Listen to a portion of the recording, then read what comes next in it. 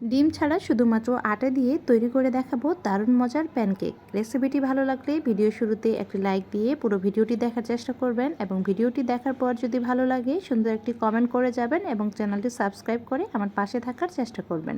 প্রথমে নিয়ে নিচ্ছি 1 কাপ পরিমাণে ময়দা, হাফ চা চামচ বেকিং পাউডার, 1/4 চা চামচ বেকিং সোডা আর স্বাদ মতো লবণ দিয়ে শুকনো উপকরণগুলো সবগুলো ভালোভাবে চেলে নিচ্ছি। এরপর দিয়ে দিচ্ছি হাফ কাপ পরিমাণ চিনি। এখন সবগুলো শুকনো উপকরণ একসাথে মিশিয়ে নিচ্ছি। চাইলে এখানে গুঁড়া দুধও দিয়ে দিতে পারবেন। এরপরে অল্প অল্প নর্মাল পানি দিয়ে ব্যাটারটা তৈরি করে নিচ্ছি। এখানে পানির পরিবর্তে তরল দুধ দিয়েও ব্যাটারটা রেডি করে নিতে পারবেন। ব্যাটারটাকে অবশ্যই একটু সময় নিয়ে ভালোভাবে ফেটিয়ে নিতে হবে।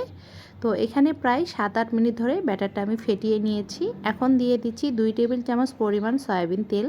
তেলটা দিয়ে আবারও মোটামুটি 3-4 মিনিটের মতো ভালোভাবে ফেটিয়ে নিচ্ছি।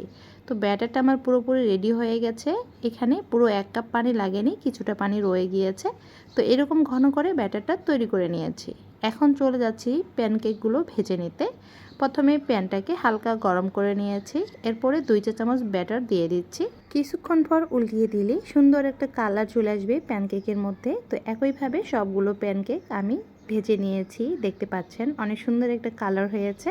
তো চাইলে অল্প সময়ের মধ্যে সকাল বিকালের নাস্তায় এরকম করে প্যানকেক তৈরি করে নিতে পারবেন। খেতে কিন্তু ভালোই লাগে। আমি একটা ভেঙে দেখাচ্ছি, দেখুন কেমন হয়েছে। তো এই ছিল আজকের রেসিপি। আশা করছি রেসিপিটি ভালো লেগেছে। রেসিপিটি ভালো লাগলে একটি লাইক দিয়ে দিবেন। সাথে থাকার জন্য ধন্যবাদ সবাই।